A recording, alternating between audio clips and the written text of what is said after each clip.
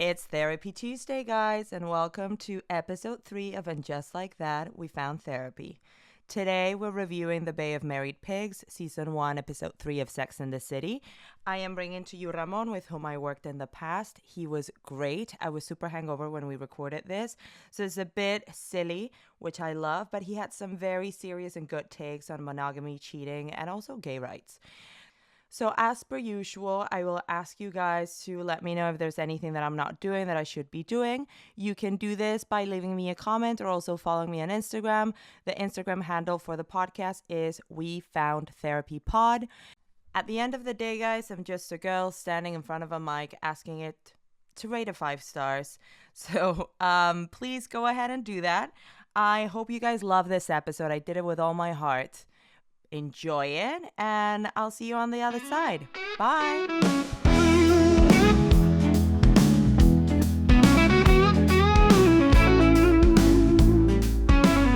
Hello and welcome, Ramon. I am so happy to be joined today by you. How are you doing today?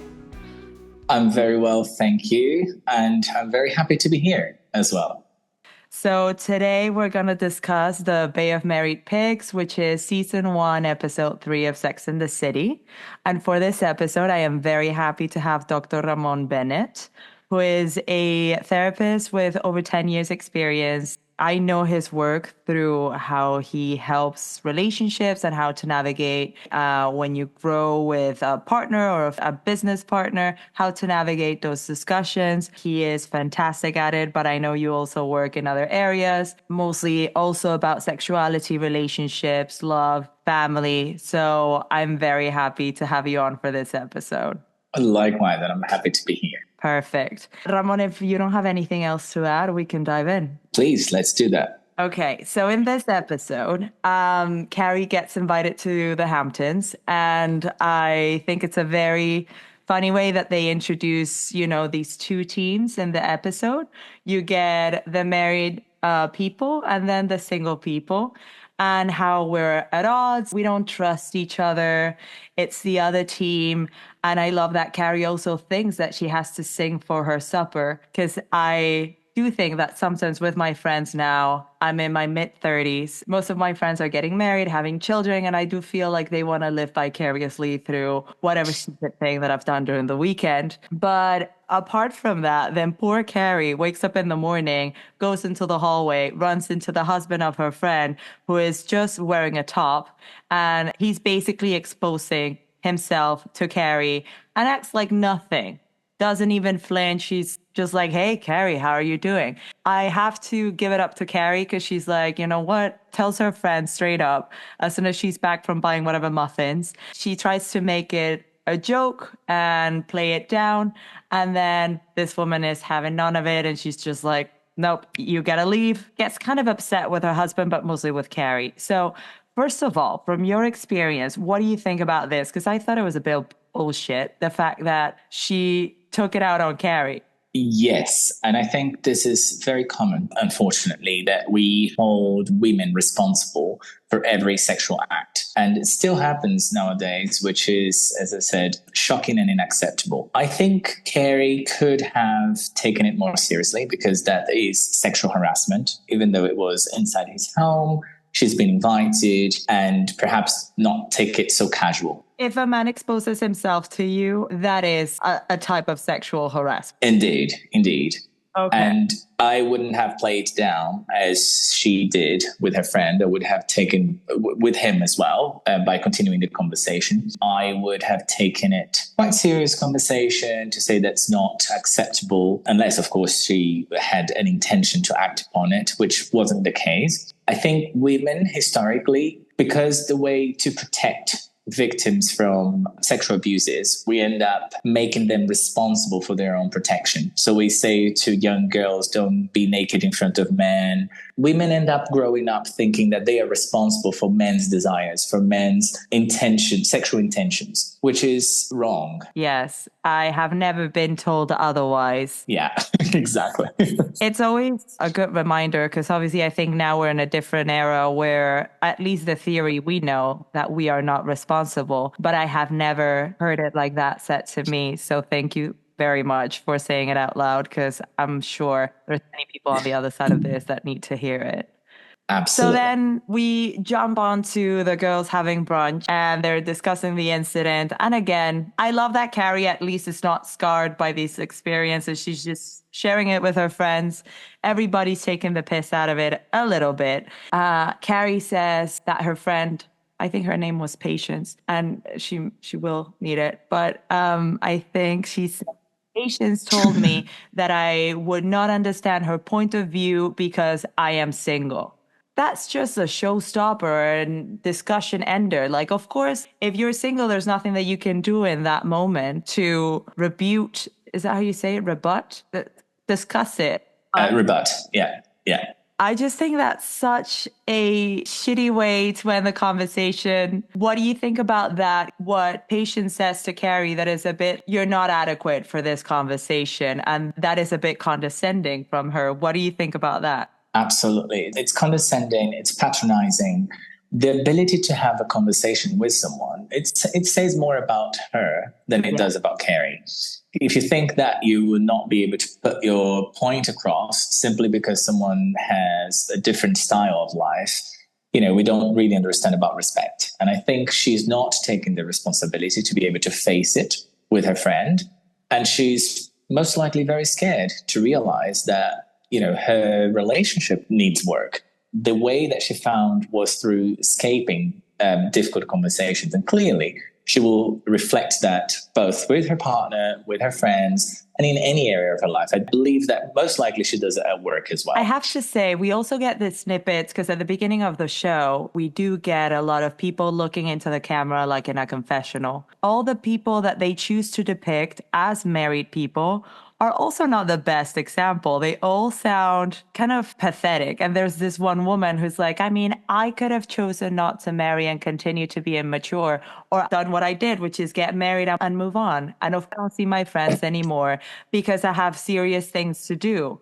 I think the depiction is on purpose to make this woman look like she's not a good example of a married woman, but do you see the same thing as I saw, that was somebody who thought getting married means something and it'll come with a lot more changes than the one that you choose from yourself, which I think is very scary. I think for some people it's like, okay, I'm married. I made it to the end of this game over, happily ever after, boom. I will look down on my friends who are single. It's like, oh, of course you still think it's funny to go out and get drunk because you're not married.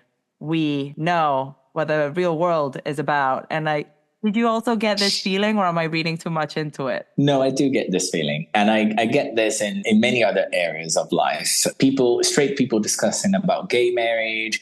So there is a way that we've been told since little kids how we should live. And the idea that we go to school and then we go to university, we get a job, we get married, we have children. And unless you follow those steps, you're considered to be irresponsible. Whereas I perceive responsibility from a perspective where we make decisions all the time, whether conscious or unconsciously. Okay, those who choose to consciously enjoy their solitude, to face life responsibly, understanding that they can contribute to, as human beings, we are social beings. We have a primitive feeling that we need to contribute to the society. Now, some people will do it through work. Some people will do it through marriage and having children. Others won't. So we just need to appreciate that, a community has different ways of living and of experiencing responsibility. And that clearly is a very immature approach to responsibility, because that has been given to her. She wasn't even, strong enough to establish what would be responsibility for herself. She just followed what the majority of people would do. Okay, so this is a perfect segue, I think, because you've mentioned, straight people commenting on gay marriage, which I think is one of the next storylines, which is Miranda getting set up with another woman. Yeah. And I have two questions for you about this storyline. One, do you think that Miranda's reaction was almost like given off feeling insulted? Why does being single mean that I'm gay? I think obviously this was back in the 90s. We know in the spin-off, Miranda does swing that way. Do you think that there was a bit of, like, how dare you think that I am gay or not? And the other question is, How do you feel about her kind of leading poor Sid on, I think that was her name, and also using the lesbian card to fast track her career? Right. So I don't think it was offensive the way she responded, because it comes down to identity. Identity is something very serious. Nobody likes to be told that they are something that they don't identify as. So if someone says, "Oh, you sound so this or that," and I know I'm not that, it would come down as a shock. Okay? Because it's someone trying to define you and tell you that your behavior should be put into a box. So I don't think it's disrespectful to the gay, but it's disrespectful to herself. She and every human being should be entitled to define him or herself. And having someone telling you who you are or what you do, it's not a fun thing anyway. However, using the lesbian hook. Okay, however. Using the lesbian card, I think it's gay people have been fighting over years and years and years. Many people have died to get rights to even go to work. So to see now someone using that card, it's very disrespectful to those who died fighting for this space. And I know it was taken lightly, but if we really scrutinizing and analyzing it, for example, if we take outside of work, immigration in the UK, we accommodate, we receive under the human rights, gay people from countries where it's criminalized to come to the UK. However, because many straight people have used that card, it's now a much harder process where people have to prove their sexuality because of that. Sometimes we don't realize, and the questions like, very intimate questions in order for you to have a human right that really violates your human rights. Which side, how do you like to be penetrated? Do you penetrate or not? Which, we wouldn't even consider asking another human being. But that's because some people have used it to their advantage. Yes. Yeah, my mind is blown. That seems very intrusive. And I don't know if I'd be able to take a conversation as such. But then again, if I were prosecuted in my own country, maybe that's the lesser evil. Okay, play a devil's advocate for Miranda, though. So I'm speaking of the lesser evil. Do you think that there's something to be said about a firm that probably was discriminating her because she's a woman? And her being very straightforward with Sid kind of lets her off the hook? Or do you still think that that's kind of like a strike for her because she might be taking a position or, getting a quota, not being gay? I mean, the world is a competitive world. And she didn't come up with the idea. It all happened, again, out of discrimination. The fact that she has short hair, and especially in the 90s, having short hair, reaching a certain age, which again, you didn't follow the steps, which is you should have a partner now, be probably thinking about having a baby. And that was used to, was pushed onto her. And if the person is doing this to her, the way that she found to pay back was to say, right, let me take this opportunity then. And I think it's quite smart sometimes when people use the type of discrimination and turn it into an advantage. If she was able to do that, good on her. But as I said, since it went in a show and we're looking at a greater picture, I can see how this could end up being disrespectful. But right at the end, she took up the responsibility to then turn to her boss and actually explain, you did this. I didn't say I was lesbian. And I came here, took the opportunity, but I'm not. So, and we need to give it to her. We're letting her off the hook. What about Yes, we Sid are. on the elevator? Well, Freud says that we're all bisexuals in nature. So trying something is not a bad thing. There was appropriate communication around it, you think? I think, the idea that we're here as a couple, the idea that I know you're lesbian and we were set up to do this and you've agreed so far. We need to give, it's a very tricky place to be. But we need to give space for sensuality, for chasing after each other. It happens in nature. Okay, not everything is a sexual harassment. I think the harassment starts after the no, after the clear communication of I don't want this. But it's part of life, mating. So we need to allow space for seduction, for some adventure, because we all like that in the end.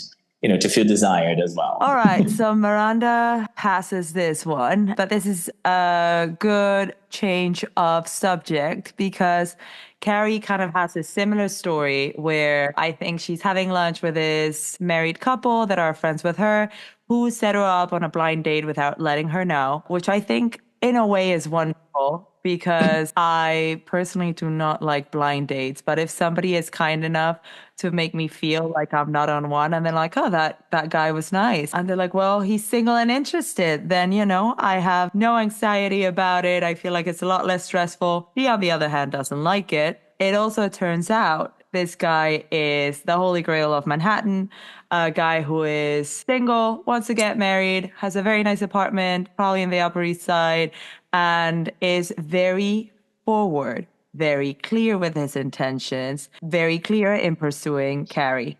And Carrie talks about him like the black Donna Karan dress. It's not your style, but you try it on anyway. I think they go out for like a week, which, I know this is a show, but like the guy was a bit, in my opinion, too fast forward. Like it looked like maybe a 3 month, 5 month, 6 month thing. But it's obvious that Carrie's even kissing him with like her eyes open, being like, huh, okay. Like it seems very scientific to her, very forceful. Like, is this what I want? Because this is what I'm supposed to want. So I'm going to try it. But it's obvious that her heart is not in it. So, what do you think about one, her being set up without her consent? Two, her trying on something with someone that I think from everybody, but the guy, it's obvious is not working. Right. With the setup, I think, like yourself, that it's great if you have friends who know you, who know what you like, and they're not forcing you to stay. They're not forcing anything. They're just creating an opportunity for connection to take place. Then I think it's fine. We just need to be careful in cases where people set up blind dates and one of the parties is not actually interested in a relationship, and that can become something controlling. I want you, because you're the only single friend, to be in a relationship.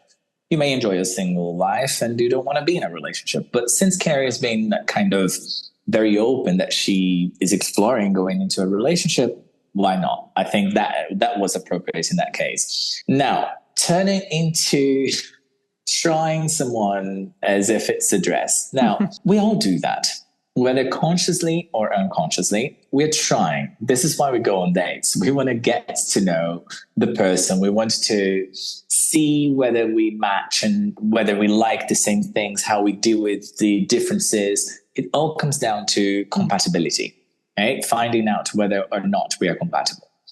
I wish more people were open about strong values and what they actually want from a relationship from day one, because a lot of my work, no, because come on, this guy would have given me anxiety. Like, what are you talking about? And we know Kate doesn't know if she's gonna make rent. What are you talking about, baby's room? We are scared of saying some things, but eventually you're gonna need to have this conversation. And the problem is, we first engage emotionally with someone to then discuss core values. How many couples have problems that I see because one wants to have children, which is something very crucial for them, and the other one doesn't? Or one wants to go back to their home country, or the other one, wants to stop working, or something of the kind. Important things. This is what dates are for. We romanticize too much relationships, and that's what's leading to a lot of divorces, because people are so scared and afraid to be open and honest about their feelings. And you're right. A lot of people feel anxious to be able to discuss. You're not making a decision there that you're having babies with this person. You're not making a decision that you're going to marry this person. What you're saying is, I am open for marriage. I believe in the institution of marriage. I believe that I want to have children once I find someone that I feel comfortable with. Doesn't mean that's you. We're going to see each other to see whether that's what's going to work. But for me, date one, I've always asked, do you want kids? Can we push you to maybe say, because I understand that.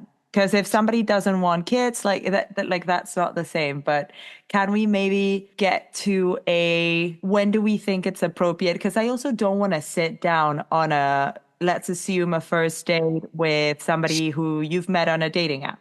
And you sit down and you're like, okay, how do you feel about children? Would you live in the suburbs or in the city? Is a religious ceremony okay for you? And how big do you want it? Like, when do you think, to me, trying somebody on is more like, how does our song go? How well do I feel that there's a rhythm in our conversation and I'm actually like lost in whatever we're talking about and I feel a chemistry?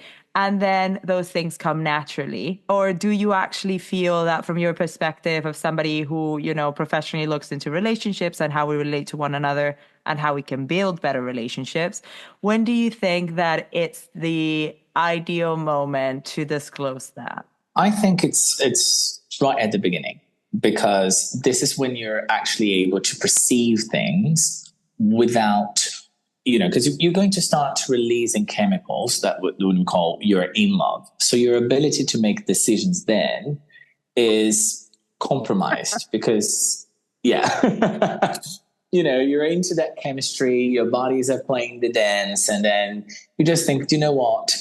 I can change this person.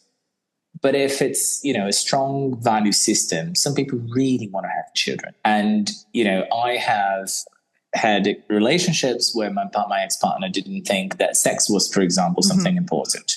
Companionship was more important. Now, sex is important for me. And I was not ashamed in my first dates, once I became single, because obviously that relationship didn't go anywhere, to ask, what's your view on sex? Do you think it's important in relationships? And many dates that I've had ended there, because the person would say, I don't think it's an important thing if the couple has this or that. And I think sex says a lot. It's a bonding thing. So things that are part of your value system, you need to, that's what dates are for. This is the trial phase. This is the moment. And if you're just looking for the dopamine rush of I want to feel in love, you're going to misjudge things. And then later on, you're going to break your heart. You're setting up yourself a failure because you haven't investigated. You're just looking, as I said, for that initial dopamine of, oh, this is so good. And then you start finding the faults. I have to say, I don't think it's a coincidence then you're married happily and I'm single, but not for another day.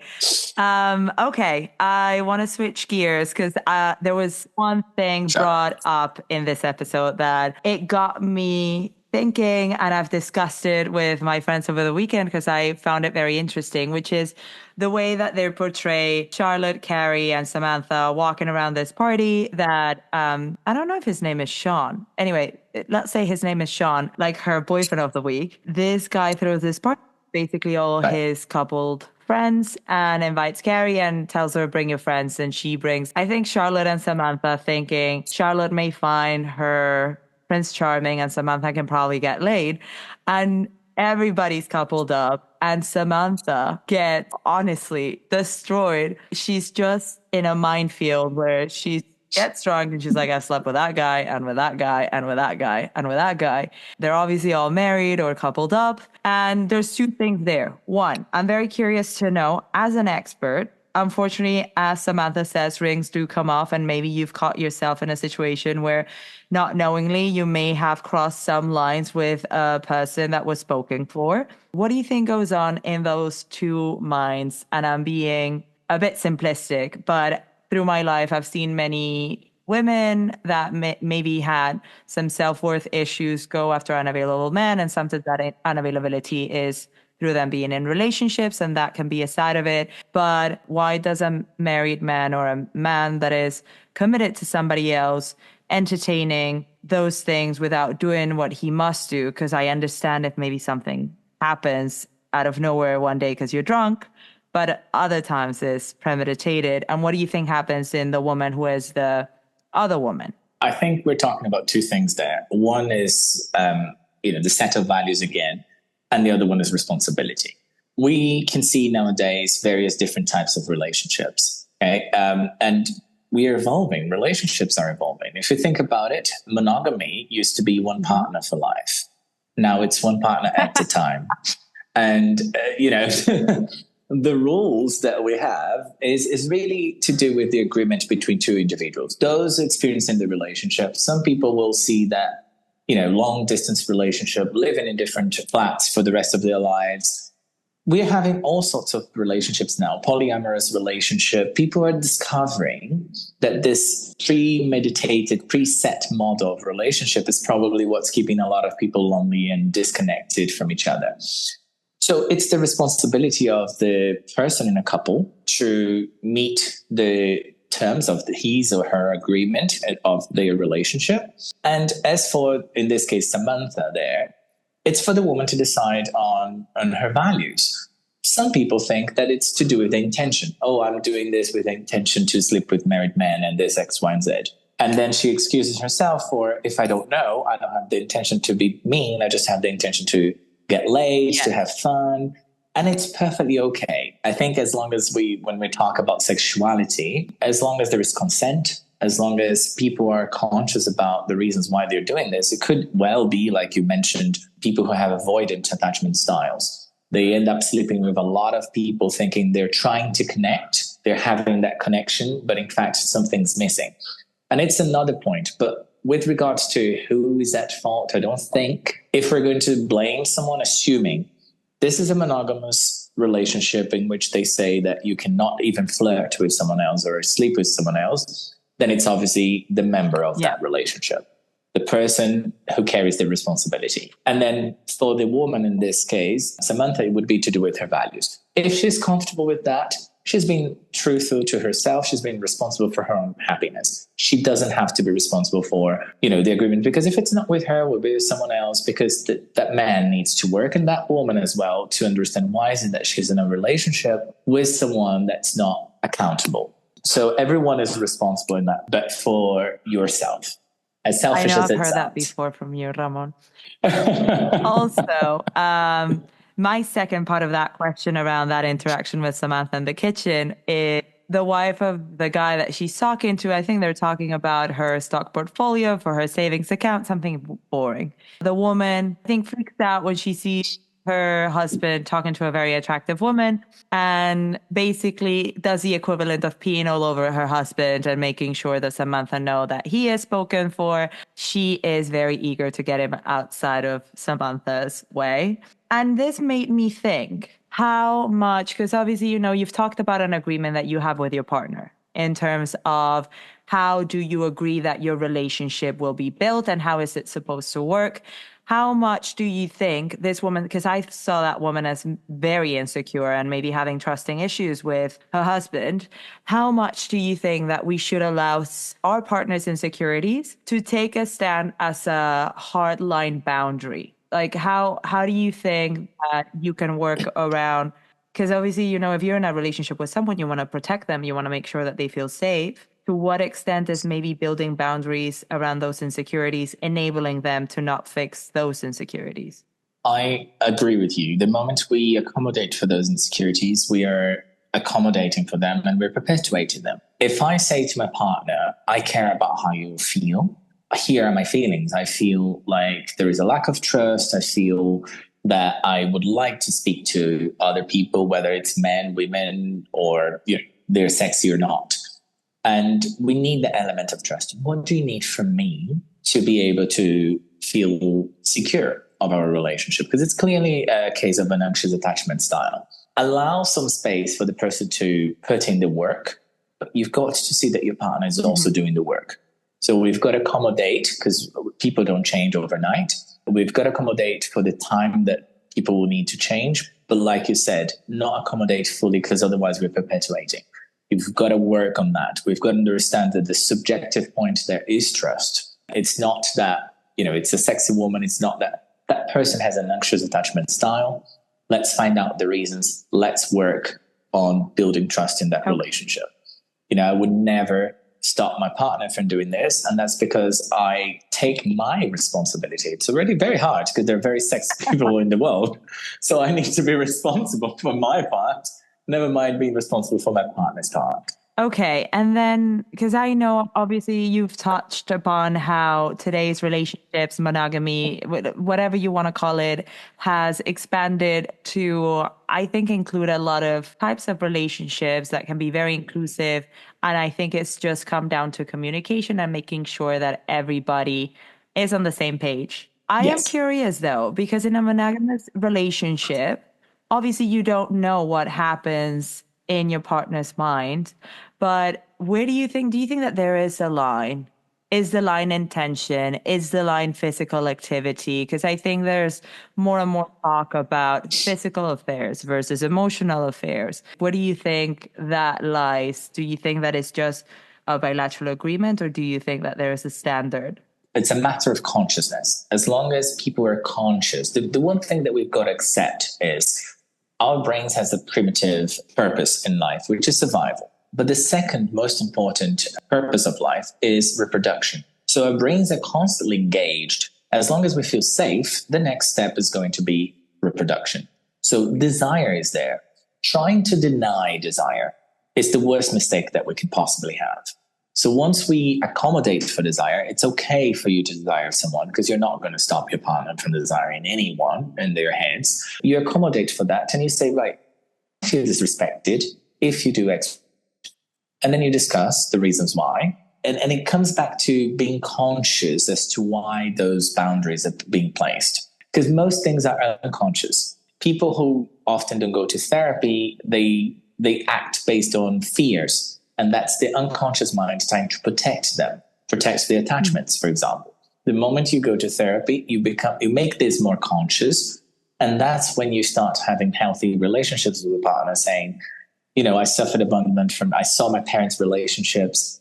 Because let's face it, affairs can happen inside your home. It can be at work. It can be anywhere. So there's no level of control that you're going to have that's going to stop this from happening.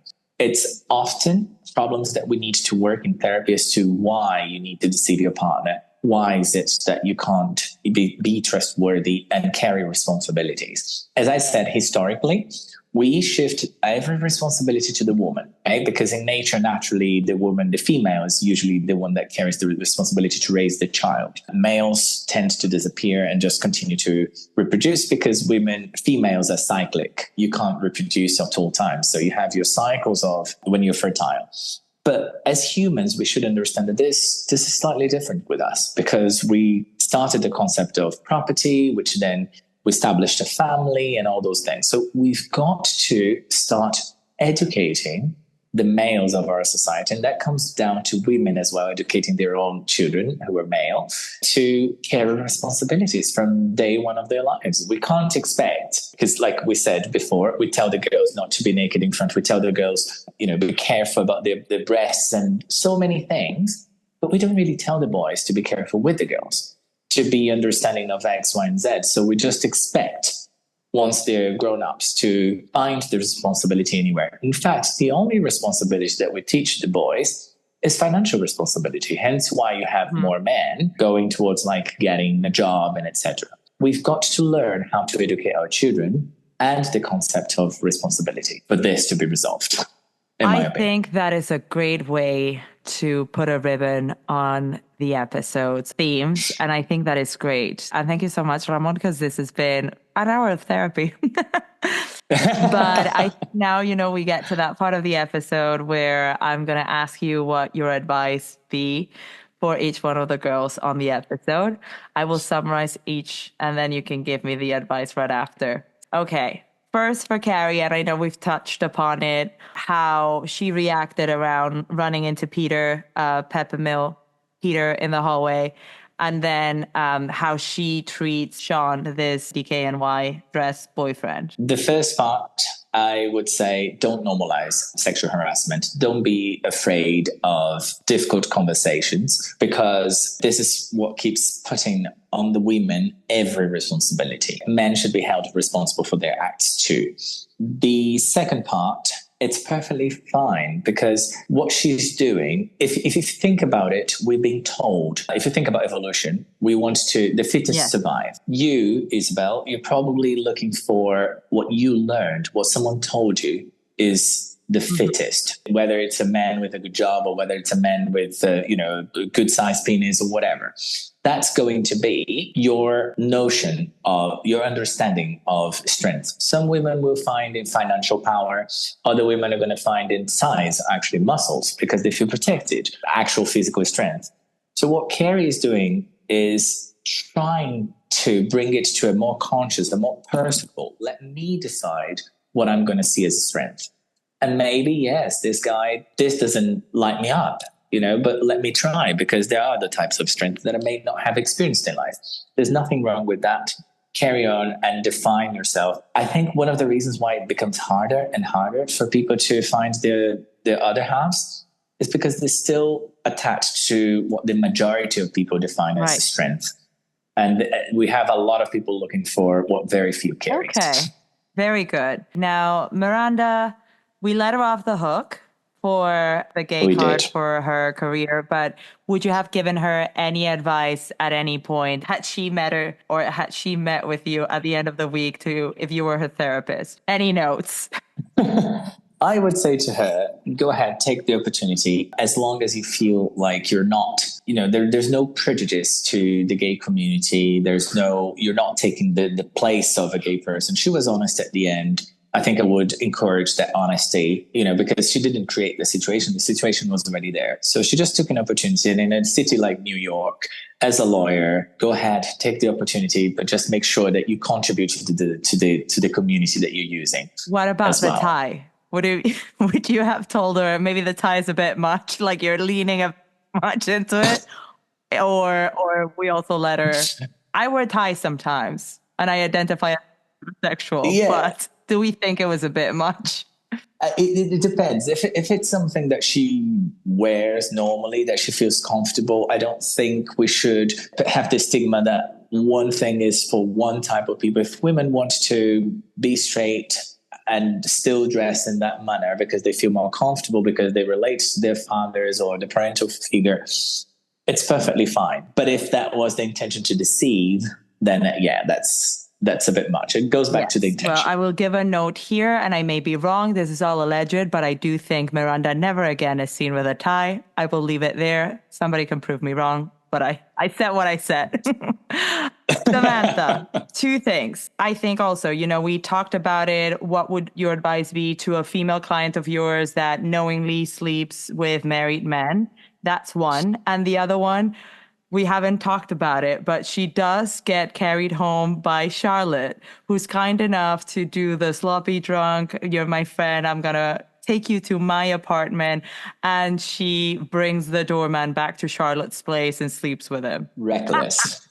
Completely reckless. Because there are two major things there. One is the sexual element, which, again, it's quite tricky in that point and I think the show needs to be more careful, because the doorman could see that Charlotte was having to carry Samantha, which then makes you think, is she in the place to actually give consent? If she's barely being able to walk. So consent is one huge thing. And worse give consent. Well, I guess he did. He did by going up.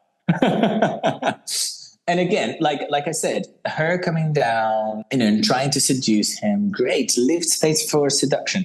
If he had said, I'm married, please, and then after that, I would consider sexual harassment.